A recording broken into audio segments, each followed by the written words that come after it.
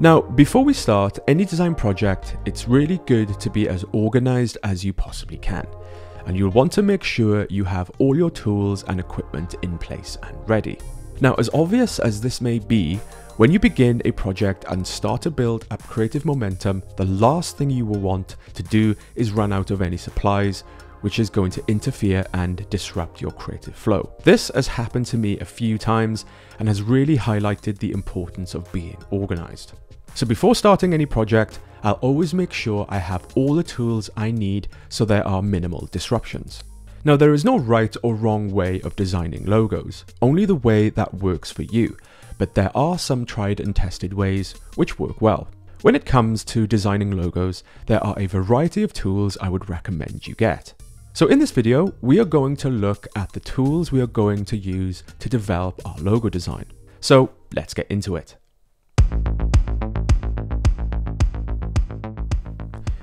So when it comes to designing logos, the tools you will use will fall into 4 categories: brief builder tools, stationery tools, reference material, and hardware and software tools.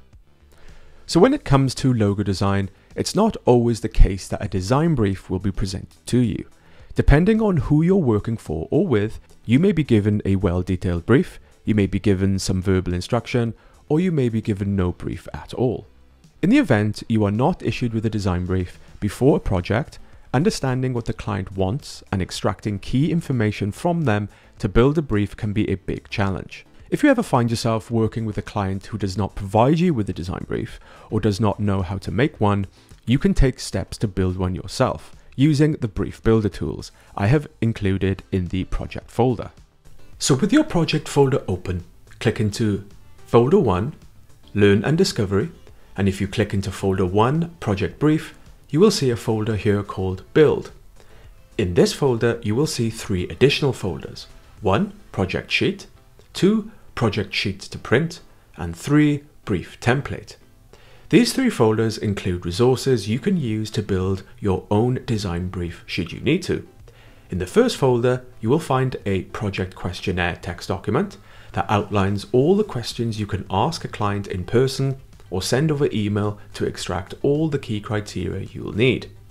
In the second folder, there is a printable version of the questionnaire, which you can print off and use at a meeting to take notes. And in the third folder, there are design brief templates you can use to place in all the key information to generate a complete design brief, which you can use to start the design process. If you want to learn more about this process and a method you can use, you can learn more in the PDF document that accompanies this course. Link is in the description. Simply check the Build Design Brief section. So next comes stationery tools. So with the design brief sorted, the stationery tools I would recommend you get for logo design are as follows: drawing pads, drawing tools, and filing equipment. For logo design, we'll be doing a lot of hands-on work, like making notes and sketching. So I would recommend you get a sketch pad, graphic pad, or tracing paper. Personally, I love using graphic pads when exploring and developing my ideas. These are really easy to draw on, allows for a variety of pens, markers, and inks, and it allows me to trace my drawings as I develop and refine my logo designs. When exploring initial design, I like to use an A3 graphic pad so I can spread my ideas out. However, it's also a good idea to have a small one you can carry around with you and keep close to you at all times in case you have any spontaneous ideas. Keep one close so you can take down notes during the course of the process. For this, I'll use an A4 graphic pad, which is more portable and sits nicely on the edge of my desk. Graphic pads are great as you can easily rip out sheets and pop them up on the project wall during your project. So next, you will need drawing tools. Here I would recommend you start with a pencil, a ruler, and a compass. My personal choice is the Staedtler Mars Micro Pencil, which you can get in a range of thicknesses. I normally use a 0.3 to a 0.5, though any pencil will do. Then I would recommend you get a range of markers, black and coloured. Personally, I like to use markers from 0.1 to 0.6 to refine some of my sketches into more polished drawings. And when working with markers, I also like to have a Tipp-Ex pen to clear out any mistakes. Now I may also use graphic color markers. Here I have some Winsor and Newton markers. I like these because they have optional tips which can be nice to work with. But of course these are optional, any felts will do. Now during the course of our project, we will be collecting a lot of printed documents, research material, and making lots of notes and sketches, which can all get out of hand pretty quickly.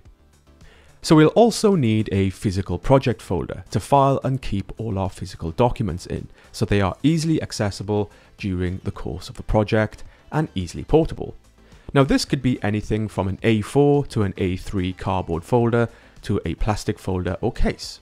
Here I like to use these A3 plastic pockets, which I like to keep everything inside.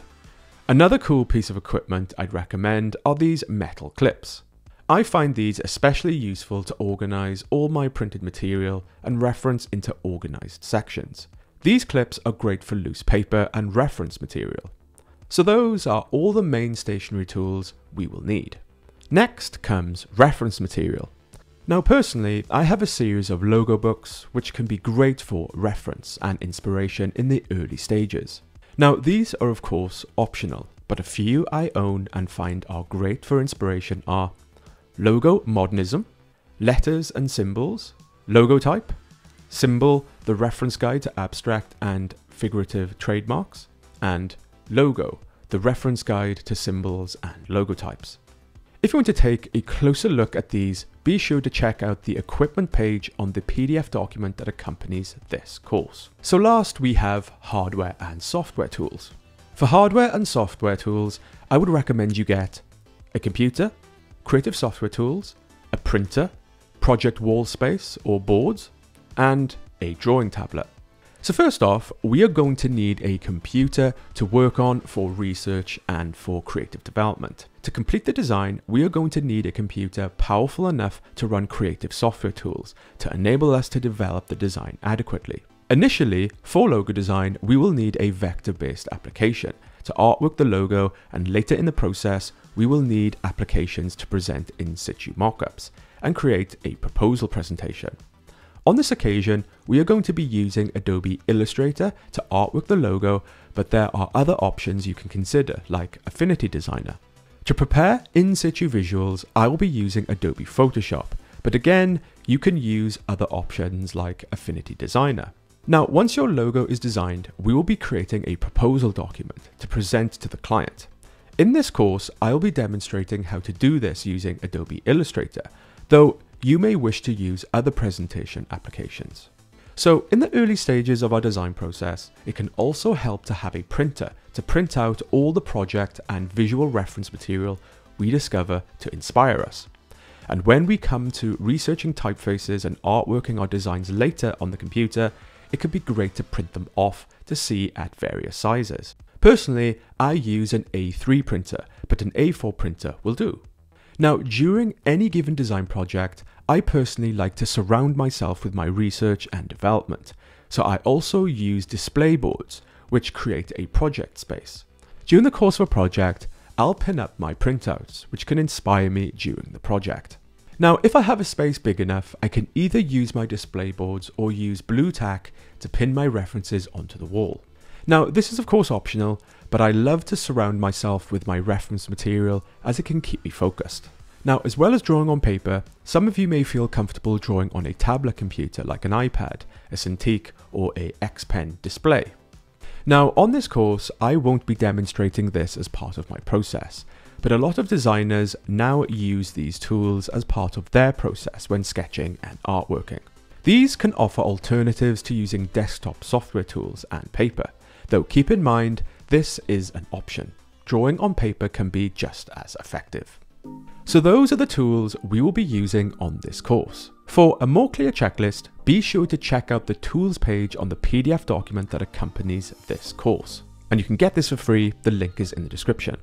On this course, I will be demonstrating and showcasing how I use all the tools mentioned in this video to develop and create a logo design and develop it all the way to a polished design ready to present to a client. So once we have our tools, our project folder set up, and the logo design process checklist printed out, we should now be ready to make a start on our project and begin the design process. In the next video, we are going to start the discovery phase of the design process, where we are going to look at how we can get ideas from a design brief. So see you in the next video.